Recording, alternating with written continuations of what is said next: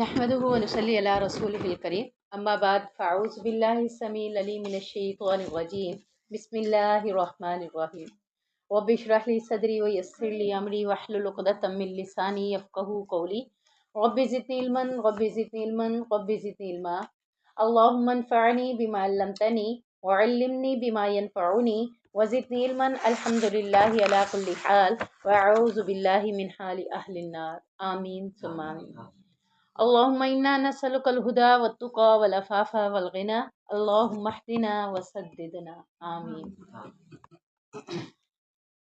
اللہ تبارک و تعالیٰ کا ہم پر بہت بڑا احسان ہے کہ جس نے ہمیں رمضان المبارک کی پر نور ساعتوں سے مستفید ہونے کی توفیق عطا فرمائی۔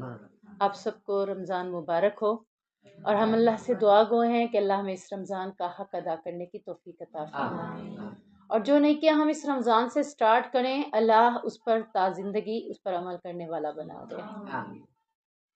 سورۃ البقرہ یہ وہ سورت ہے جس کے بارے میں پیارے نبی صلی اللہ علیہ وسلم نے فرمایا کہ تم اپنے گھروں کو قبرستان نہ بناؤ۔ شیطان اس گھر میں داخل نہیں ہوتا جس گھر میں سورۃ بقرہ کی تلاوت کی جاتی ہے۔ تو آپ فضیلت دیکھیں دونوں حدیثوں میں، ایک میں ہے کہ شیطان اس گھر میں داخل نہیں ہوتا جس میں سورۃ بقرہ پڑھی جاتی ہے، دوسرا ہے کہ شیطان اپنے گھروں کو ہم نے قبرستان کی مانند نہیں بنانا، یعنی آپ قرآن پڑھتے رہیں، نماز پڑھتے رہیں، باتیں کرتے رہیں، لیکن آپ نے اگر اپنے گھر میں سورۃ بقرہ کا اہتمام نہیں کیا تو آپ کا گھر قبرستان کی مانند ہے۔ تو کوشش کریں کہ کسی بھی دن آپ کی سورۃ بقرہ کا کوئی نہ کوئی حصہ آپ تلاوت کرتے رہیں، تاکہ گھروں کے اندر آپ کے سورۃ بقرہ پڑھی جائے اور شیطان اس گھر کے اندر داخل نہ ہو سکے۔ سورۃ بقرہ وہ سورت ہے جس کے بارے میں پیارے نبی نے مزید فرمایا کہ اس کا سیکھنا، اس کا پڑھنا باعث برکت ہے، اور اس کا چھوڑ دینا باعث حسرت ہے۔ یعنی حسرت کا باعث ہے اگر آپ نے اس کو جس دن نہیں پڑھا، جیسے ہم کہتے ہیں نا وہ چیز مجھے مل جاتی ہے پر میں لے نہیں سکی، اب کتنے دن تک حسرت کرتے رہیں گے؟ سارا ٹائم، جب یاد آئے گا، زندگی کے سال گزر گیا، 1.5 سال گزر گیا، تب بھی وہ یاد آئی چیز تو پھر بھی کیا کہیں گے؟ حسرت۔ تو جس دن آپ نے سورۃ بقرہ نہیں پڑھی اس دن آپ کے لیے کیا بن جائے؟ حسرت کا دن بن جائے کہ آج میری سورۃ بقرہ رہ گئی، آج میری سورۃ بقرہ رہ گئی، اور یہ فکر آپ کو سونے نہ دے جب تک آپ تلاوت نہ کر لیں۔ ہم دیکھتے ہیں کہ سورۃ بقرہ کے اندر اللہ رب العزت نے کس مواد کو پہلے پیش کیا ہے۔ 3 قسم کے لوگوں کا ذکر اللہ نے پہلے 2 رکوع کے اندر کر دیا، اور فرمایا کائنات میں صرف 3 قسم کے لوگ ہوں گے۔ نمبر 1 مومن، نمبر 2 کافر، نمبر 3 منافق۔ ہم نے اس رمضان کو روزہ تو رکھا ہے، صرف روزہ عبادت نہیں ہے، ہم نے یہ دیکھنا ہے کہ روزہ رکھ کے کرنا کیا ہے۔ میں مومن ہوں، میں کافروں کی لسٹ میں ہوں، یا میں منافق کی، یعنی میرا شمار ان تینوں میں سے کسی ایک میں تو ضرور ہوگا۔ پہلے یہ چیک کرنا ہے، اور جب یہ چیک کر لے کہ ہمارا کردار کس میں ہے، میں کس میں شامل ہوتی ہوں، تو چیک کرنا ہے کہ میں جس میں شامل ہو رہی ہوں تو کیا میں ٹھیک ہوں۔ اگر وہ جگہ ٹھیک نہیں ہے میرے لیے تو میں کیا کروں؟ اس جگہ کو بدل دوں۔ میں اگر منافقوں کی لسٹ میں ہوں تو کیا میں کافروں میں آؤں گی یا مومن میں آؤں گی؟ مومن میں۔ اور اگر میں کافروں کی روش کو اختیار کیے ہوئے ہوں، کہتی اپنے آپ کو مسلمان ہوں، تو میں نے اس روش کو بھی چھوڑنا ہوگا۔ میرا جو جگہ ہے، میرا جو گھر ہے، میری جو قیمتی متاع ہے، وہ کیا ہے؟ مومن۔ میرے لیے اپنے آپ کو مومن بنانا سب سے افضل ترین کاموں میں سے ہے۔ ہم تینوں کی صفات دیکھیں گے، تینوں کے معاملے میں دیکھیں گے، اور پھر اپنے آپ کو چیک کریں گے کہ ہم کس میں ہیں۔ سب سے پہلے اللہ رب العزت نے مومنوں کا ذکر کرتے ہوئے فرمایا کہ مومن اس کتاب میں شک نہیں کرتے، انہیں یقین ہے کہ جو حکم اللہ نے اتارا ہے وہ اللہ نے ہی اتارا ہے، کسی اور نے نہیں اتارا۔ ایک یہ یقین ہو گیا۔ دوسرا یقین کہ یہ حکم بظاہر مجھے اس میں بہتری نہیں لگ رہی، تنگی فیل ہو رہی ہے، لیکن اللہ نے قرآن میں فرمایا ایک چیز کہ تم اسے اپنے لیے بہتر نہیں سمجھتے، لیکن ہے کیا؟ وہ تمہارے لیے بہتر ہے۔ تو میں یہ دیکھوں گی کہ یہ کتاب، اس کے اندر احکامات اگرچہ میری زندگی میں مجھ پہ اس پہ عمل کرنا مشکل لگ رہا ہے یا تنگ لگ رہا ہے، لیکن میرے رب نے میرے لیے اسی میں خیر رکھی ہے، تو میں خیر کی طرف کیوں نہ بڑھوں؟ مجھے خیر کی طرف ہی قدم بڑھانے چاہیے۔ تو میں یہ دیکھوں گی کہ خیر اللہ کے حکم میں ہے، چاہے وہ تنگی میں پورا کروں، چاہے وہ خوشی میں پورا کروں، میں نے اس حکم کو پورا کرنا ہے۔ تو اللہ کے کتاب میں شک نہ کرنا، اس سے مراد احکامات پر بلا چون چراں عمل کر لینا۔ میں یہ نہیں کہوں گی ہاں بھائی کیسے، میں تو سمجھتی ہوں یہ کتاب اللہ کی ہے، میرا یقین ہے یہ اللہ کی کتاب ہے۔ نہیں، اس وقت تک آپ کا یقین نہیں ہے جب تک آپ اس کے احکامات پر عمل نہیں کر لیتے، مان نہیں لیتے، تو پھر آپ کا اس کتاب کے اوپر یقین ہوگا۔ اللہ رب العزت نے اس کتاب کے بارے میں مزید کیا فرمایا کہ یہ متقین کے لیے ہدایت ہے۔ یعنی ہدایت کا باعث کس کے لیے بنے گا؟ ہر بندے کے لیے ہدایت کا باعث یہ کتاب نہیں بنے گی۔ ہر بندہ یہ کہے کہ میں مومن بن جاؤں، نہیں بن سکتا۔ کس کے لیے؟ جو مومن بننا چاہے گا اس کے لیے اللہ راستوں کو اس کے اوپر کھلا کر دے گا، ظاہر کر دے گا، روشن کر دے گا۔ اللہ رب العزت اسی کو راستہ دکھائے گا جو راستہ دیکھنا چاہے گا۔ جو راستہ دیکھنا ہی نہیں چاہتا، آنکھیں بند کر کے بیٹھ جائے، اللہ اس کو اپنا راستہ نہیں دکھا سکتا۔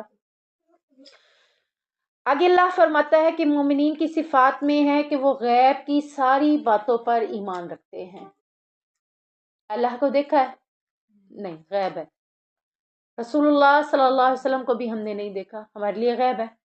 آخرت کو ہم نے نہیں دیکھا، ہمارے لیے غیب ہے۔ جنت کو نہیں دیکھا، جہنم کو نہیں دیکھا، یہ ساری چیزیں غیب ہے۔ لیکن ہمارا اس پر یقین کیسے ہے؟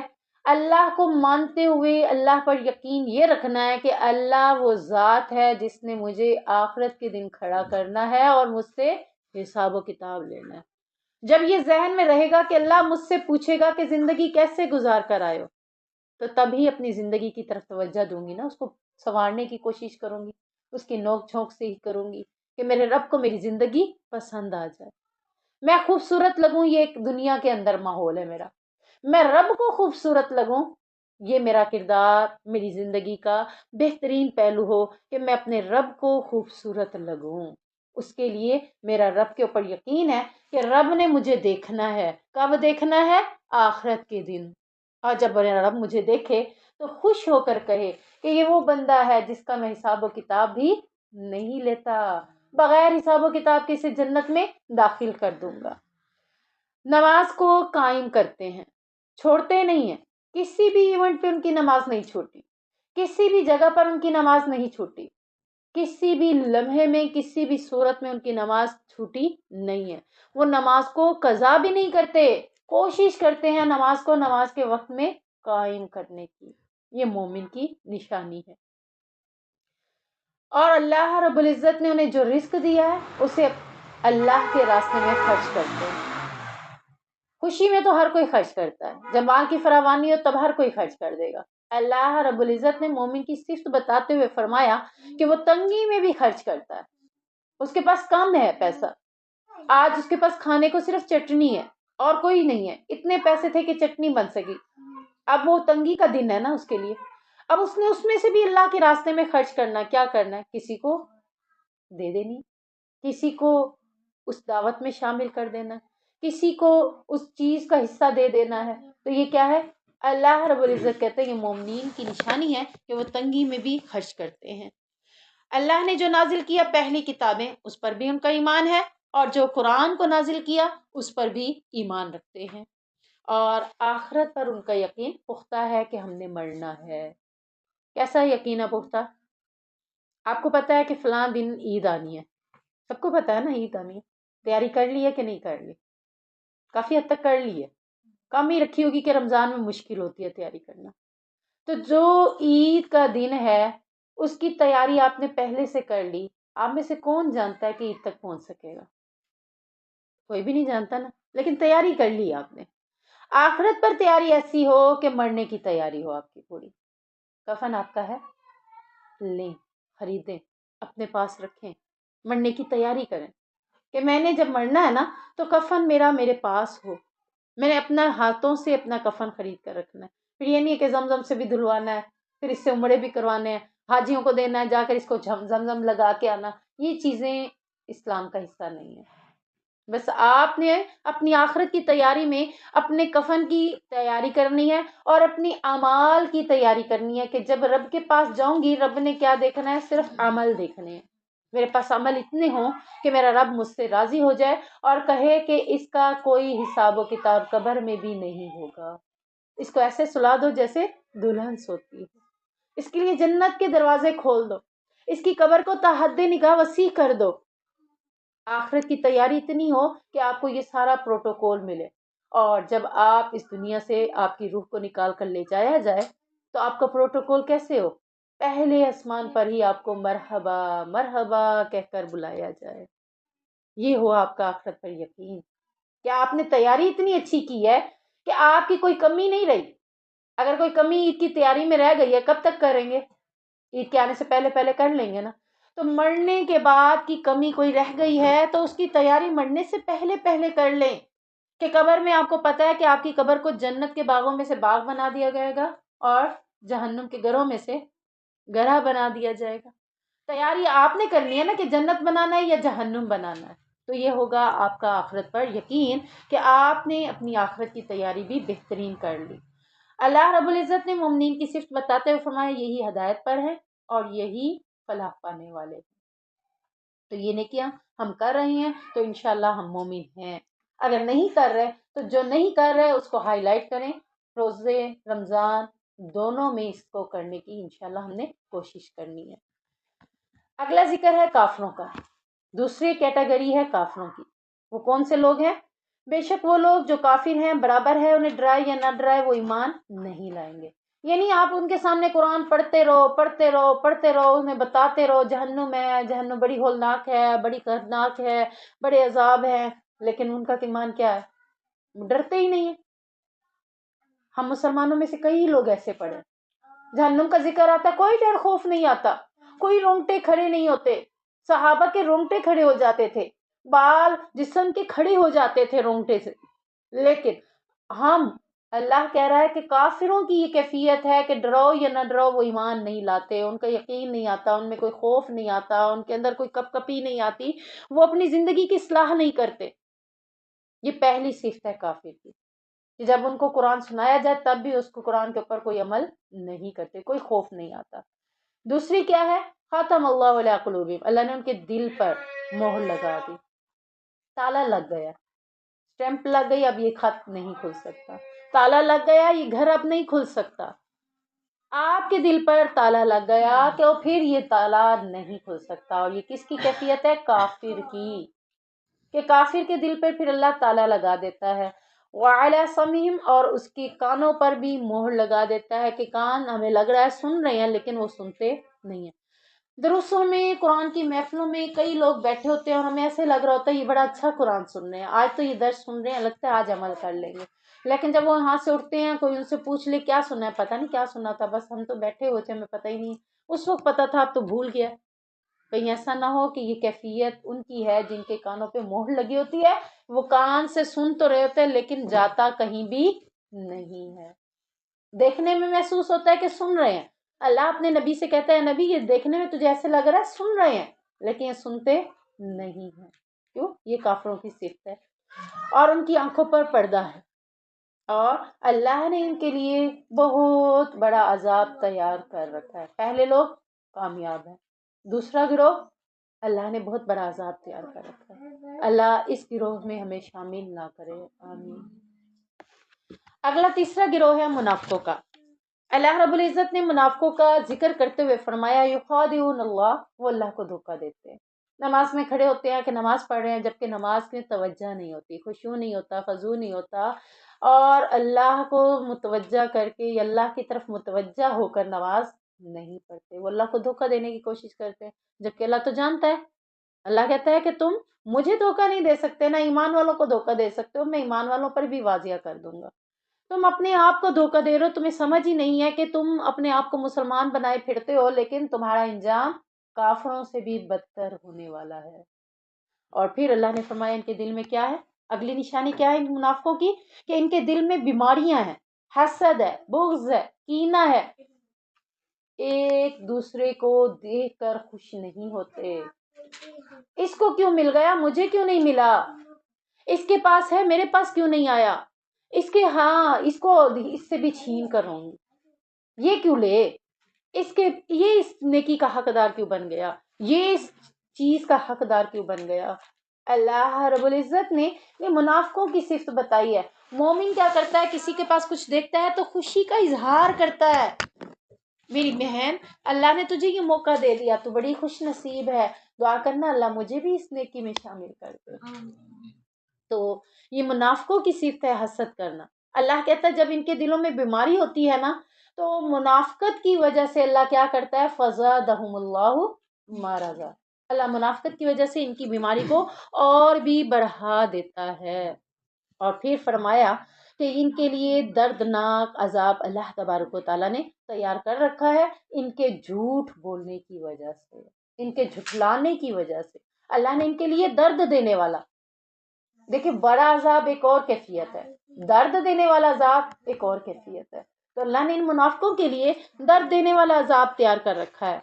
حدیث میں آتا ہے کہ منافق کی نشانیوں میں سے کہ جب وہ بات کرتا ہے جھوٹ بولتا ہے، امانت رکھوائی جاتی ہے تو خیانت کرتا ہے، لڑائی جھگڑا ہوتا ہے تو لان تان کرتا ہے، گلی گلوچ کرتا ہے، تو آپ نے ایسا نہیں بننا۔ ایک اور حدیث میں کیا آتا ہے کہ جب منافق رات کو عشاء کا وقت ہوتا ہے یا صبح کی نماز کا وقت ہوتا ہے تو دونوں نمازوں میں سستی کا مظاہرہ کرتا ہے، تو یہ بھی منافق کی صفت ہے۔ اللہ نے بہت واضح لفظوں میں منافقوں کی صفتیں بیان کر دیں تاکہ کوئی یہ نہ کہے کہ اللہ ہمیں کیا پتا تھا کہ یہ منافق کی نشانی ہے، اور جب اسے پتا چل جائے کہ یہ منافقوں کی نشانی ہے تو وہ اپنے آپ کو اس میں سے نکال کر مومن کی کیٹیگری میں شامل کرے۔ یہ تین گروہ ہیں، مومن، کافر اور منافق۔ کس میں ہم ہیں، کہاں سے نکال کے کہاں پہنچنا ہے، اس رمضان کا یہ سفر ہم نے کرنا ہے انشاءاللہ۔ صرف روزے نہیں رکھنے، بھوکا پیاسا نہیں رہنا، بلکہ اپنے آپ کو تبدیل کرنا ہے، اپنے آپ کو بدلنا ہے کہ یہ سفر یہاں سے شروع ہوا ہے، میں اس کیٹیگری میں ہوں تو میں نے یہاں سے مومن کی کیٹیگری میں انشاءاللہ آنا ہے۔ اور پھر اس کے اندر اللہ نے اس کی کئی مثالیں دی منافقوں کی، تو اس کی مثالوں کے بعد اگلی آیات میں آیت نمبر 21 میں اللہ رب العزت فرماتا ہے، اے لوگو، سارے لوگوں کو مخاطب کیا، کافر ہیں، منافق ہیں، یہودی ہیں، نصارہ ہیں، مشرک ہیں، مسلمان ہیں، اے لوگوں اپنے رب کی عبادت کرو جس نے تمہیں پیدا کیا۔ پیدا کرنے والے کا حق زیادہ ہے کہ اس کی عبادت کی جائے، جس کو پیدا ہی نہیں کیا، جس نے پیدا ہی نہیں کیا اس کی عبادت کیسے کر سکتے ہیں؟ حضرت ابراہیم نے بھی تو یہی کہا تھا، اے ابا جان آپ اپنے ہاتھوں سے بناتے ہیں، ان کی عبادت کرتے ہیں، عبادت تو اس کی کیجیے جس نے ہمیں پیدا کیا۔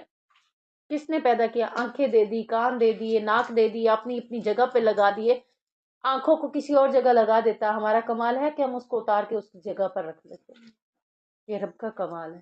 اسی رب کی عبادت کرو کہ جس نے تمہیں بہترین اشرف المخلوقات میں سے بنا دیا تاکہ تم متقی بن جاؤ۔ اللہ کیا کرنا چاہتا ہے؟ متقی بنانا چاہتا ہے، پرہیزگار بنانا چاہتا ہے۔ عبادت کا مقصد کیا ہے؟ پرہیزگار بننا، متقی بننا۔ عبادت ہم اللہ کی یکسوئی کے لیے یکسو ہو کر کریں، کسی صرف رب کے لیے عبادت کی ہے، یہ میں نے کسی کے دکھاوے کے لیے نہیں، یہ کسی کی وجہ سے نہیں، بلکہ اپنے رب کے لیے کی ہے۔ رب تو اس عبادت سے میرے خوش ہو جا اور مجھے پرہیزگاروں میں شامل کر دے۔ نبی کریم صلی اللہ علیہ وسلم جب قرآن کو ان کے سامنے پڑھتے تھے تو وہ کہتے تھے کہ نبی نے خود سے قرآن کو بنا لیا، تو اللہ نے اس کا جواب دیتے ہوئے فرمایا، وَإِن كُنتُمْ فِي رَيْبٍ مِّمَّا نَزَّلْنَا عَلَىٰ عَبْدِنَا، اگر تمہیں اس میں شک ہے کہ یہ جو میں نے اپنے بندے پر کتاب کو اتارا ہے تو تم اس کی ایک صورت تو بنا کر لے آؤ۔ تم کہتے ہو کہ نبی نے بنا لیا، تو نبی اگر بنا سکتا ہے تو تم بھی بنا سکتے ہو۔ نبی تو ان پڑھ تھے، تم تو بہت بڑے بڑے بڑے شاعر تھے، عرب لوگ شاعر تھے، بہت اچھی شاعری کرتے تھے، بہت اچھی طریقے سے کتابوں کو سمجھتے تھے، تو اللہ کہہ رہا ہے کہ تم پھر اس کی ایک صورت تو بنا کر دکھا دو، اگر یہ نبی نے خود سے بنایا ہے، اگر تم اپنی بات میں سچے ہو تو پھر تم بنا کر دکھاؤ، لیکن تم ایسا نہیں کر سکو گے۔ یہ قرآن کی آیتیں یا قرآن کی صورتیں کوئی بھی نہیں لکھ سکتا، کوئی بھی نہیں بنا سکتا، کوئی بھی اس جیسا آیت کیا ایک لفظ بھی نہیں بنا سکتا۔ پھر اللہ نے کہا جب تم ایسا نہیں کر سکتے تو ڈرو اس آگ سے جو اللہ نے جہنم کے لیے، کافروں کے لیے تیار کر رکھی ہے، جس کا ایندھن انسان اور پتھر ہے۔ اللہ نے خوشخبری دے دی ایمان والوں کو کہ ان کے لیے جنت ہے، بہتی ہوئی نہریں ہیں، اور اس کی وجہ کیا ہے؟ کون سے لوگ ہیں جن کو جنت ملے گی؟ آمنو وعاملوا الصالحات، ایمان لانے کے بعد نیک عمل کرنے ہیں۔ نیک عمل کون سے ہوں گے؟ جو نبی کریم صلی اللہ علیہ وسلم نے کیے ہوں گے، وہی عمل نیک بن سکتا ہے۔ میں کسی بھی عمل کو اپنی طرف سے نیک نہیں کہہ سکتی، کیوں؟ دین مکمل ہے، دین میں مجھے گنجائش نہیں ہے کہ میں ایکسٹرا کوئی چیز شامل کر سکوں۔ اللہ کے نبی نے جو دین ہمیں دیا تھا وہ دین مکمل ہے، اور اسی مکمل دین کے اندر نیکی ہے۔ جو نبی نے کر کے دکھایا وہ نیکی ہے۔ اللہ کے نبی کے دور میں صحابی نے کہا میں ساری رات عبادت کروں گا، اللہ کے نبی نے کہا یہ نیکی نہیں ہے۔ نیکی کیا ہے؟ میں رات کو سوتا بھی ہوں، بیویوں کو بھی ٹائم دیتا ہوں، اور عبادت بھی کرتا ہوں۔ تو نیکی وہی ہوگی جو میں نے کی ہے، ویسے کرو گے تو وہ نیکی ہوگی۔ میرے سے بڑھو گے تو وہ نیکی نہیں ہو سکتی۔ کیوں؟ نبی کو بھیجا اس لیے گیا تھا، بتانے کے لیے کہ اتنا دین ہے، اس سے زیادہ دین نہیں ہے۔ آیت نمبر 30، وہ اس قول ربک للملائکۃ انی جاعل فی الارض خلیفہ، اور جب تمہارے رب نے کہا فرشتوں سے کہ بے شک میں زمین میں خلیفہ انسان بنانے لگا ہوں، تو فرشتوں نے کیا کہا؟ کہ زمین میں خون خرابہ کرے گا، فساد کرے گا۔ اللہ نے کہا جو میں جانتا ہوں وہ تم نہیں جانتے۔ حضرت آدم علیہ السلام کو پیدا کرنے کی بات ہو رہی تھی۔ حضرت آدم کو پیدا کر دیا اللہ تعالیٰ نے، بنا دیا، تو اس کو سارے نام وہ سکھا دیے جو فرشتوں کو بھی نہیں آتے تھے۔ اللہ نے فرشتوں سے کہا بتاؤ وہ نام، تو کہا ہم تو نہیں جانتے جتنا تو نے ہمیں علم دیا۔ حضرت آدم سے کہا تو انہوں نے بتا دیے، تو فرمایا کہ جو میں جانتا ہوں وہ تم نہیں جانتے۔ اسی طرح جب حضرت آدم علیہ السلام کو اللہ نے بنا دیا، یہ پہلے انسان ہے، اللہ نے فرشتوں سے کہا اب تم نے اس کی عظمت کو پہچان لیا تو اس کو تعظیمی سجدہ کرو۔ عبادتی سجدہ نہیں تھا، عبادتی سجدہ صرف اللہ کے سوا کسی اور کے لیے نہیں ہے، اور تعظیمی سجدہ بھی صرف اللہ نے تھوڑی دیر کے لیے فرشتوں کو، انسان کو کرنے کا حکم دیا تھا۔ اس کے بعد اللہ نے کسی کو کوئی سجدہ کرنے کا حکم کسی کے لیے نہیں دیا۔ فرشتوں نے سجدہ کیا لیکن ابلیس نے نہیں کیا۔ کیوں؟ ابلیس شیطانوں میں سے بن گیا۔ اب آپ کہتے ہیں کہ رمضان میں شیطان کو جکڑ دیا جاتا ہے، پھر لوگ گناہ کیوں کرتے ہیں؟ اب مجھے بتائیں جب شیطان ہی نہیں تھا تو اس کو کس نے گناہ کروایا؟ ایک سوچ لائیں کہ جب شیطان نہیں تھا تو شیطان کو اللہ کی نافرمانی کے لیے کس نے اکسایا؟ نفس امارہ نے۔ انسان کے اندر نیکیوں کی جس طرح قوت ہے، اسی طرح برائیوں کی بھی قوت رکھی گئی ہے۔ اسے کیا کہا گیا؟ نفس امارہ۔ حضرت یوسف علیہ السلام نے کہا تھا نا وما ابرئ نفسی ان النفس لامارۃ بالسوء۔ جب حضرت یوسف کو زلیخا نے اسے بہکایا تھا، عزیز مصر کی بیوی نے، تو انہوں نے کیا کہا تھا کہ میں اپنے نفس پر کوئی اختیار نہیں رکھتا، میرا نفس مجھے برائی کا حکم دے سکتا ہے مگر جس پر اپنا رب رحم کر دے۔ تو پتہ چلا کہ شیطان کے جکڑنے کے باوجود بھی اگر انسان گناہ کرتا ہے تو گناہ کی اندر طاقتیں موجود ہیں، اور وہ کون سی ہے؟ نفس امارہ۔ اور اس سے بچنا کس نے ہے؟ ہم نے خود۔ ہمارے پاس اتنی پاور ہے کہ ہم اس کو، کیوں؟ ہمارا ضمیر ہمیں کو چوکے لگاتا ہے کہ نہیں لگاتا؟ جہاں اللہ نے نفس امارہ بنایا ہے وہاں نفس مطمئنہ بھی بنایا ہے، نفس لوامہ بھی بنایا ہے، 3 نفس ہے نا۔ تو انسان کو برائی کی طرف ایک اکساتا ہے، اور انسان کے اندر ایمان کی 2 پاوریں موجود ہیں جو اس برائی کو روکنے کی طاقت اس میں موجود ہے۔ آپ چاہیں تو اس کو روک سکتے ہیں، اور کس طرح روک سکتے ہیں؟ اللہ کی مدد سے۔ الا ما رحم ربی، جب آپ کے ساتھ آپ کا رب ہوگا تو آپ کا رب آپ کے اوپر رحم کرے گا، آپ کے اوپر رحم کی وجہ سے آپ نفس امارہ سے بچ جائیں گے۔ تو یہاں شیطان نے جو نافرمانی کی تھی وہ نفس امارہ کی وجہ سے کی تھی، اس کے دل میں بھی نفس امارہ موجود تھا، اسی وجہ سے اس نے اللہ کی نافرمانی کی، اور آج بھی ہم اپنے نفس امارہ کی وجہ سے گناہ زیادہ کرتے ہیں۔ تو اللہ تعالیٰ نے شیطان کو راندہ ہوا قرار دیا ایک سجدہ، ایک حکم نہ ماننے کی وجہ سے۔ تو یہاں ہمارے لیے سبق کیا ہے کہ جب شیطان ایک حکم کی نافرمانی کرنے پر جہنم میں جا سکتا ہے تو میرے لیے یہ نہیں ہے کہ میں اتنے سارے گناہ کروں گی تو تب جہنم میں جاؤں گی۔ یا میں مسلمان ہوں تو میں گناہ کر بھی لوں تو تب بھی جہنم میں نہیں جاؤں گی؟ نہیں، اللہ نے مسلمان ہونے کے باوجود بھی بتایا کہ اپنے گناہوں کا پورا پورا بدلہ دیا جائے گا، تو گناہ کرے ہی نہ تاکہ اس کا بدلہ نہ ملے۔ تو ہمیں بھی ہمارے گناہوں کی وجہ سے جہنم میں ڈالا جا سکتا ہے اگر ہم نے اپنے گناہوں کی توبہ استغفار نہ کیا۔ موقع ہے نا ہمارے پاس، رمضان کی پرنور ساعتوں میں ہمارے پاس موقع ہے کہ ہم اس موقع سے فائدہ اٹھاتے ہوئے اللہ رب العزت سے اپنے گناہوں کی معافی مانگ لیں۔ پھر اللہ رب العزت نے دونوں کو جنت سے نکال دیا اور کہاں ڈالا؟ زمین پر۔ فرمایا قُلْنَا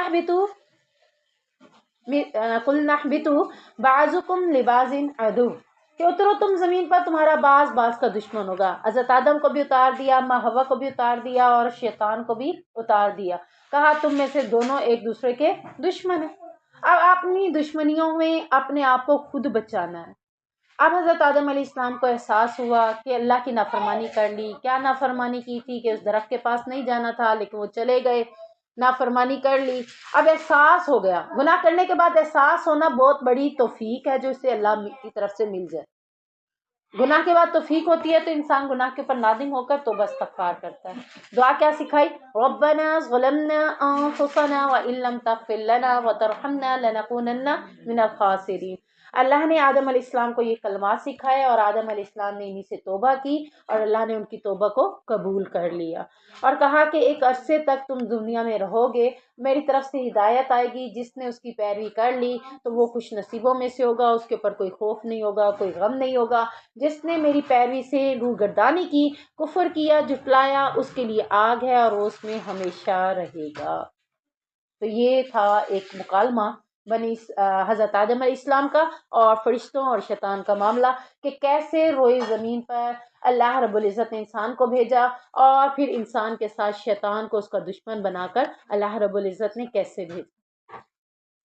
تو یہ اللہ رب العزت کا ہمارے پر کرم تھا کہ اللہ رب العزت نے ہمیں یہ بھی باور کرا دیا کہ یہ شیطان ہے، یہ ابلیس ہے، یہ تمہارا دشمن ہے، اور تم نے دشمن سے کے وار سے کیسے بچنا ہے۔ قرآن پورا جب پڑھتے ہیں تو اللہ رب العزت ہمیں بتا دیتا ہے کہ اس قرآن کے وار سے ہم نے اپنے آپ کو کیسے بچانا ہے، اس شیطان کے وار سے ہم نے اپنے آپ کو قرآن کے ذریعے کیسے بچانا ہے۔ آیت نمبر 44، اللہ رب العزت نے یہاں پہ فرمایا کہ کیا تم لوگوں کو تو حکم دیتے ہو نیکی کا اور وَتَنْسَوْنَ أَنفُسَكُمْ، تم اپنے نفسوں کو بھول جاتے ہو۔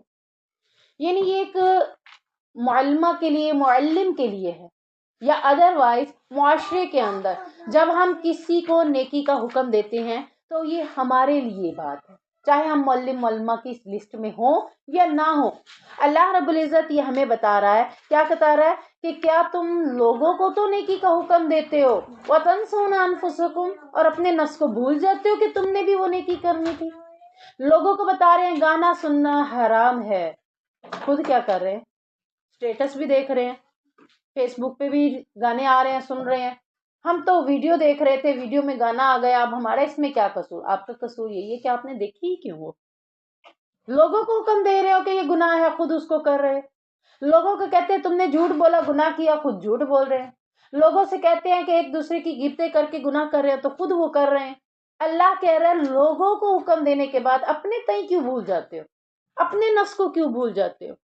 جو شخص اپنے نفس کو بھول کر لوگوں کو نیکی کا حکم دیتا ہے، کل قیامت کے دن اللہ رب العزت سب سے پہلے جہنم میں ایسے شخص کو ڈالے گا، اور اس شخص کو جب جہنم میں ڈالا جائے گا تو اس کی انتریوں کو نکال دیا جائے گا اور اس کو چکی کے گرد، جس طرح چکی کے گرد کو گدھا چکر لگاتا ہے، اسی طرح یہ انسان اس کے گرد چکر لگا رہا ہوگا، اور کہا جائے گا کہ یہ وہ شخص ہے جو لوگوں کو تو حکم دیتا تھا نیکی کا، خود نہیں کرتا تھا۔ ہم نے خود پہلے اس پہ عمل کرنا ہے، پھر لوگوں کو بتانا ہے۔ ہم کہتے ہیں ہم اپنے بچوں کو بڑے کام بتاتے ہیں لیکن بچے کرتے نہیں ہیں، اس کی وجہ کبھی سوچی ہے کہ کیوں؟ کیونکہ ہم خود اس پہ عمل نہیں کر رہے ہوتے۔ جو ہم کر رہے ہوتے ہیں نا وہ ہمیں پتہ نہیں چلتا، جو دوسرا کر رہا ہوتا ہے وہ ہمیں پتہ چل رہا ہوتا ہے۔ تو ہمارے اندر کیا برائیاں ہیں، ہمارے اندر کیا معاملے ہیں، وہ ہم اپنے بچوں کے اندر دیکھیں کہ بچوں نے ہم سے سیکھا ہے. ہم نے اپنے نفس کو ہائی لائٹ نہیں کیا تھا، اپنے نفس کی اصلاح نہیں کی تھی، اپنے نفس کو اصلاح کے بغیر بچوں کو بتا رہے ہیں بچے یہ نہیں کرنا، اور بچے خود وہی کام کروا رہے ہیں. اگزامپل دیتی ہوں، بچے کو کہتے ہیں بچے جھوٹ نہیں بولنا، پھر دروازہ بجتا ہے، کون تھا؟ آپ کو بلا رہے ہیں، کہو گھر نہیں ہے، سوئی پڑی ہیں، ملنا نہیں چاہ رہے تھے نا اس سے. اب کیا کر رہے ہیں؟ بچے کو ہی کیا کروا رہے ہیں؟ جھوٹ بلوا رہے ہیں. بچے کو حکم دے رہے تھے کہ جھوٹ نہیں بولنا. بچہ اس حکم کو نہیں دیکھے گا.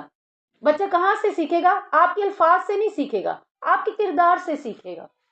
آپ نے اسے سکھایا جھوٹ بولنا، پھر آرام سے کہتے ہیں پتہ نہیں کہاں کہاں سے جھوٹ سیکھ کے آ جاتا ہے. آپ نے ہی سکھایا، آپ نے ہی اسے بتایا کہ کہاں کیسے جھوٹ بولنا ہے. ابو کو نہ بتانا میں نے ایسے کیا تھا، گھر میں ایسا ہوا تھا. آج ابو آئیں گے، ابو کو کوئی بات نہیں بتانی. اب بچے کو پتا ہے کہ باتیں چھپانی کیسی، پھر وہ آپ سے چھپائے گا. یعنی آپ تربیت گاہ تھے، آپ پہلی درس گاہ تھے. آپ کو یہ نہیں ہے کہ آپ بٹھا کر اسے قلم کاپی دے کے کچھ پڑھائیں گے. درس گاہ سے مراد یہ ہے کہ آپ کی گود سے وہ سیکھ رہا ہے، آپ سے ہی وہ تربیت لے رہا ہے. پہلی درس گاہ سے مراد کوئی سکول نہیں کھولا آپ نے، کوئی آپ نے کتاب نہیں پڑھانی اسے. آپ کے کردار سے وہ آپ سے سب کچھ سیکھ رہا ہے. جب آپ اسے نیکی کا حکم دیں گے، اپنے نفس کو بھول جائیں گے، تو اللہ کیا کہتا ہے؟ وَأَنْتُمْ تَتْلُونَ الْكِتَابَ، حالانکہ تم کیا کر رہے ہو؟ کتاب پڑھ رہے ہو. تمہیں تو ایسا نہیں کرنا چاہیے تھا کہ تم تو کتاب پڑھتے تھے.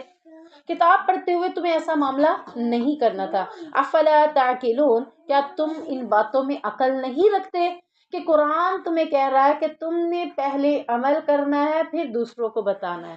آپ صلی اللہ علیہ وسلم کے دور میں ایک صحابی، ایک عورت آئی اور لے کر آئی اپنے بچے کو کہ اللہ کے نبی یہ بہت زیادہ شکر چینی استعمال کرتا ہے، اس کو منع کریں. اللہ کے نبی نے فرمایا کل آنا. وہ کل آئی.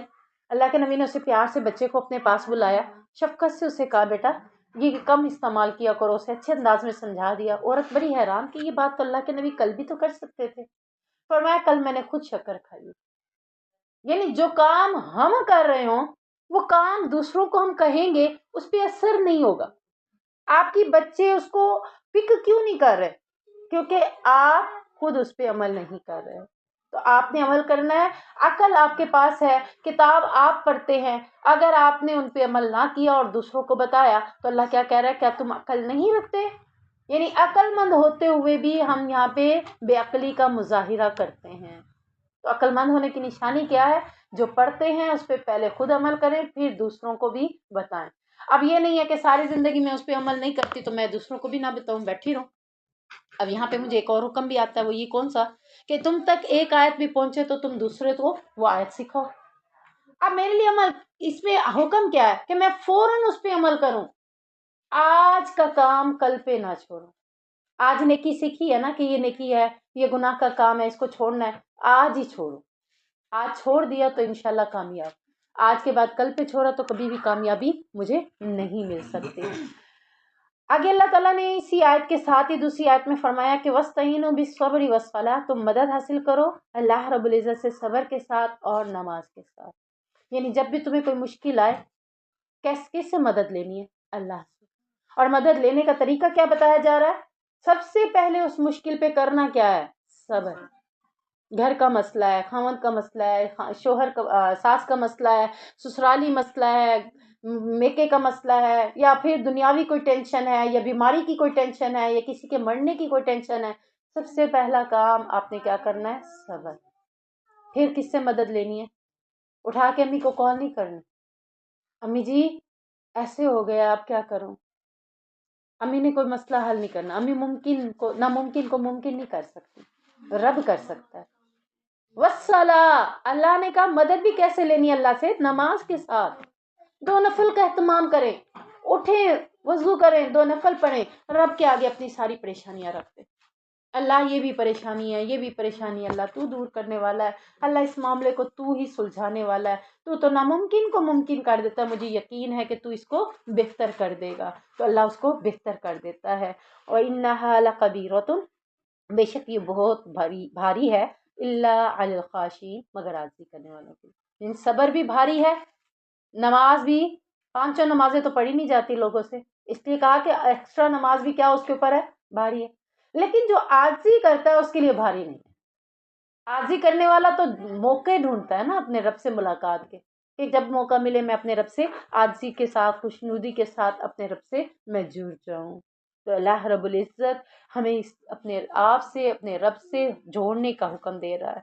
वो लोग इस बात का यकीन रखते हैं कि वो अपने रब से ज़रूर मिलने वाले हैं और उसी की तरफ लौट कर जाना है, इसलिए वो आजिज़ी भी इख्तियार करते हैं, इसलिए वो सब्र भी करते हैं, इसलिए वो नमाज से अपने रब से मदद भी चाहते हैं और अपने नफ्सों को भूलने की कोशिश वो नहीं करते। तो अल्लाह ताला हमें भी मोमिनीन की लिस्ट में शामिल करे, समझने वालों की लिस्ट में शामिल करे, अमल करने वालों की लिस्ट में शामिल करे।